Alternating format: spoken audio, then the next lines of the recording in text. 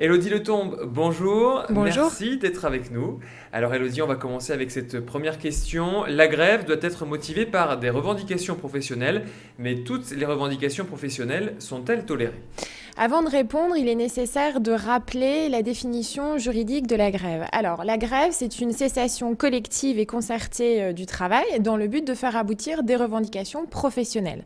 Donc, la qualification du mouvement de grève dépend de cette nature professionnelle et donc la revendication doit absolument être professionnelle. Mais par ailleurs, il n'y a pas d'autres conditions exigées, donc c'est-à-dire qu'on ne va pas exiger de la part de l'employeur qu'il ait la capacité de répondre à ces revendications, comme on n'exigera pas non plus de la part des salariés qu'ils émettent des revendications dites raisonnables. Donc l'opportunité du déclenchement de la grève appartient aux seuls salariés grévistes. Alors on enchaîne avec cette nouvelle interrogation. Est-on obligé de déposer un préavis de grève pour faire grève? Alors non, les salariés grévistes des entreprises de droit privé ne sont pas tenus de respecter un préavis, contrairement à ce qui existe dans le secteur public. D'ailleurs, une convention collective ne peut pas comprendre une clause qui imposerait le respect d'un préavis de grève. Seule la loi dispose de cette compétence et le législateur français, pour le moment, n'a pas pris cette mesure d'imposer un préavis de grève à l'encontre des salariés de droit privé. Est-on rémunéré lorsqu'on choisit de faire grève? Non, le salarié gréviste n'est pas rémunéré puisque la grève entraîne la suspension du contrat de travail et de ce fait, l'employeur est complètement délié de son obligation de verser la rémunération puisque le salarié gréviste n'exécute pas sa tâche. Néanmoins, l'employeur est tenu de respecter ce qu'on appelle la règle de l'abattement proportionnel, donc la diminution du salaire doit correspondre justement au temps de grève. Donc ça, c'est le principe. Le salarié gréviste n'est pas rémunéré. En revanche, il existe une exception lorsque la grève est motivée par un manquement grave et délibéré de l'employeur à ses obligations. Dans ce cas, l'employeur est tenu de rémunérer les salariés grévistes. Et dernière question, Élodie Letombe, un salarié peut-il faire grève tout seul?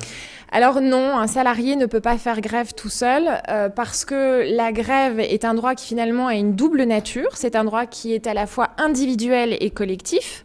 Donc individuel dans le sens où chaque salarié dispose de la faculté ou non de faire grève, et collectif dans la mesure où justement la définition de la grève repose sur cette cessation collective et concertée du travail. Donc un salarié ne peut pas faire grève tout seul. Il existe deux exceptions. La première, évidemment, si le salarié est le seul et unique salarié de son entreprise, donc dans ce cas, il faut que son droit de grève soit de toute façon garanti. Et l'autre exception, le salarié peut faire grève tout seul lorsqu'il répond à un mot d'ordre de grève qui a été formulé sur le plan national.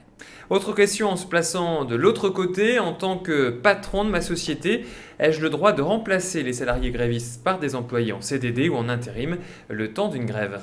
L'employeur ne dispose pas de ces mesures. Il ne peut pas avoir recours au contrat à durée déterminée, comme il ne peut pas avoir non plus recours à l'intérim. Les mesures dont il dispose pour réorganiser son entreprise, parce qu'il faut absolument que l'entreprise poursuive son activité néanmoins. Donc les mesures dont il dispose, le bénévolat, le contrat de travail à durée indéterminée cette fois-ci, ou le recours aux heures supplémentaires. Et là, il peut effectivement demander aux salariés non grévistes d'assurer des heures supplémentaires. Alors nouvelle question, les salariés ont-ils le droit d'occuper les bureaux de la société pendant la grève et d'empêcher ainsi les non-grévistes de travailler? Le droit de grève n'entraîne pas le droit d'occuper arbitrairement les lieux de travail. L'occupation des lieux de travail constituera un trouble manifestement illicite si cette occupation entrave la liberté du travail. Donc finalement, à partir du moment où cette occupation du travail des lieux de travail va entraîner justement une entrave à la liberté du travail, là cette occupation ne sera pas admise.